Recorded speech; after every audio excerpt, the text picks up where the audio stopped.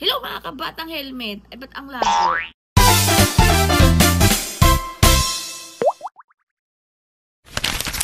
Kasing labo ng mga dapat makulong. Ay, oh. Makulong dahil sa flood control na yan. Diyos ko dahil, magpapasko na, wala pa rin napapanagot sa mga flood control scam. Pero anyway, highway. Ito nga mga kabatang helmet, nagpahayag na si Mayor Leni Robredo or sumagot na hinggil nga sa kumakalat ngayon na post regarding nga sa LGU ng Naga. Di ba, Bidyo Kapar? So ito, basahin po natin and dun sa mga nakakaintindi ng Bicolano dyan na dialect, mga taga Bicol dyan, o basta naiintindihan, kayo na pong bahala ang mag-translate yan sa Consec.